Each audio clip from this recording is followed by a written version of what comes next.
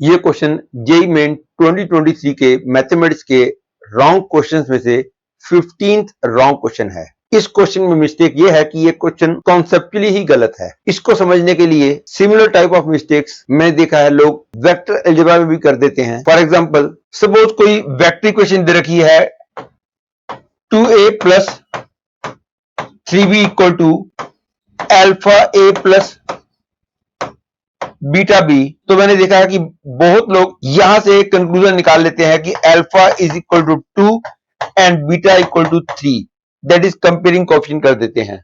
लेकिन ध्यान रखो कि किसी वेक्टर इक्वेशन में दोनों तरफ दो दो वेक्टर हो तो comparing coefficient is allowed only when the vectors are non collinear. लेकिन यदि आप इस बात का ध्यान नहीं रखोगे तो बहुत बार आपके आंसर गलत आ जाएंगे। और दोनों तरफ तीन तीन वेक्टर हो तो comparing coefficient is allowed only when the vectors are non coplanar. और दोनों तरफ चार चार वेक्टर हो तो comparing coefficient is never allowed. Similar type of mistake is there in this question also. जब मैं क्वेश्चन करूंगा आपको वही बात समझ आ जाएगी। इस क्वेश्चन में कहा गया है let alpha and beta be real numbers, consider a 3x3 matrix A such that A square is equal to 3A plus alpha I. If A to the power 4 is equal to 21A plus beta I, then you have to find the correct choice. और इस question की mistake को आप ऐसे समझ सकते हो कि फॉर एग्जांपल कोई इक्वेशन दे रखी है 2A plus 3B equal to XA plus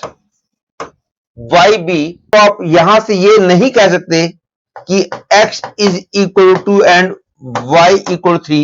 It is not necessary। और इसी बात को मैं और सिंपल लैंग्वेज में बोलूं तो ऐसे बोलूंगा, suppose 2 into 2 plus 5 into 7 is equal to 2x plus 5y दे रखा है।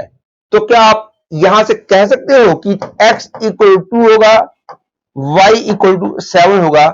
नहीं, क्योंकि there are infinite number of values of x and y which can satisfy this। For example, यदि मैं x की वैल्यू 1 ले लूं तो y की वैल्यू 4 plus 35 minus 2 by 5, ये वाली वैल्यू भी इसको सेटिस्फाई करेगी। तो कोई जरूरी तो नहीं कि यहां से मैं ये कह दूं कि x इक्वल टू होगा, y इक्वल टू 7 होगा। ये भी एक पॉसिबिलिटी है x और y के लिए। या इन दिस वे यदि मैं x को 0 ले लूंगा तो y के लिए कुछ और आ जाएगी। In this way, there are infinite number of values of x and y which can satisfy this। यहां से मैं एक कंक्लूजन नहीं ले सकता कि x 2 होगा और y 7 होगा। सिमिलरली इस इक्वेशन से मैं ये कंक्लूजन नहीं ले सकता कि x पक्का 2 होगा, y पक्का 3 होगा। और भी बहुत सारी वैल्यूज x और y की हो सकती हैं जो इसको सेटिस्फाई कर दें। The reason is same as here. और एनटीए वालों ने सोल्यूशन को लिखने के टाइम यही मिस्टेक की होगी कि उन्होंने कंपेयरिंग कोएफिशिएंट कर दिया होगा। और कंपेयरिंग कोएफिशिएंट कर दें तो फर्स्ट चॉइस करेक्ट चॉइस मिल जाती है, जबकि कंपेयरिंग कोएफिशिएंट अलाउड नहीं होता। फॉर मोर क्लियरिटी मैं इसको सॉल्व करके दिखा रहा हूं जिस तरीके से एनटी वालों ने इसको सॉल्व किया होगा बीटा की वैल्यू -8 लाने के टाइम। तो इसको देखने से आपको मेरी बात ज्यादा क्लियर हो जाएगी। इसको देखते हुए मैं दोनों तरफ स्क्वेयरिंग कर देता हूं। I get 8 power 4 is equal to 3a plus alpha I whole square, that is 8 power 4 is equal to 9a square plus alpha square I plus 6 alpha a। और a square की वैल्यू जो 3a plus alpha I है उसको मैं यहां रख दूं तो I get 8 power 4 is equal to 9 into 3a plus alpha I plus alpha square I plus 6 alpha a। और 8 power 4 की वैल्यू है 21a plus beta I। तो 8 power 4 की value 21a plus beta I रख दूं तो this is equal to 27 plus 6 alpha into a plus 9 alpha plus alpha square into I। And NTA वालों ने इसके बाद कंपेयरिंग कोएफिशिएंट कर दिया, that is 21 equal to 27 plus 6 alpha and beta equal to 9 alpha plus alpha square. ये step गलत है।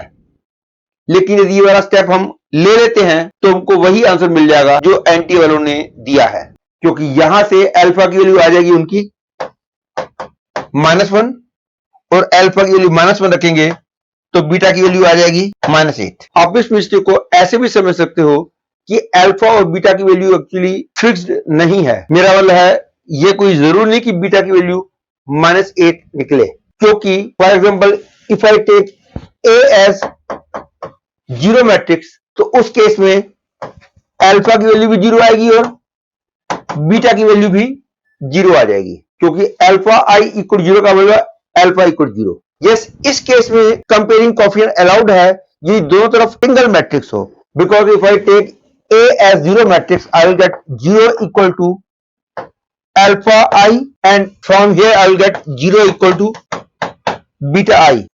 I is identity matrix, and this equation is possible only if alpha is 0 and this equation is possible only if beta is 0. मतलब यदि मैं A को 0 matrix लेता हूं तो मेरा आंसर आया alpha equal 0 and beta equal 0, या फिर यदि मैं A को आइडेंटिटी मैट्रिक्स ले लूं तो मेरे को मिलेगा I equal to 3i plus alpha I, that is I get I equal to 3 plus alpha into I, that is I get 3 plus alpha equal to 1.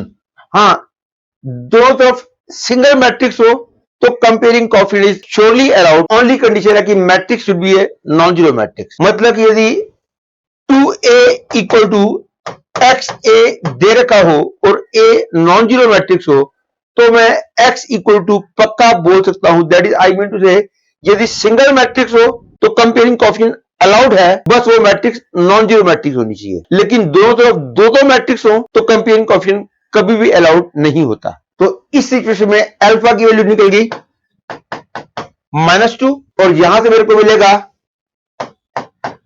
i equal to 21 plus beta into I, और 21 plus beta की value आ गई 1, that is beta equal to,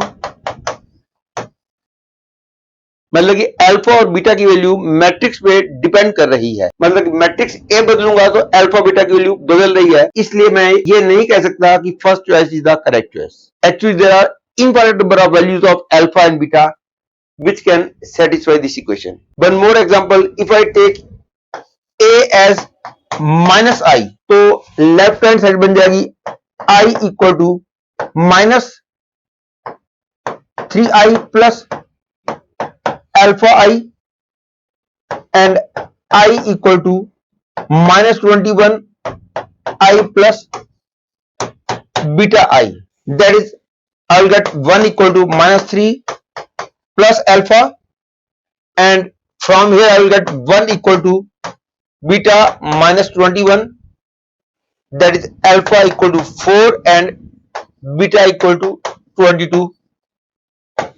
That is, you can see very easily as the matrix A is changing, value of alpha beta is changing. That is why I am saying that this question is conceptually wrong.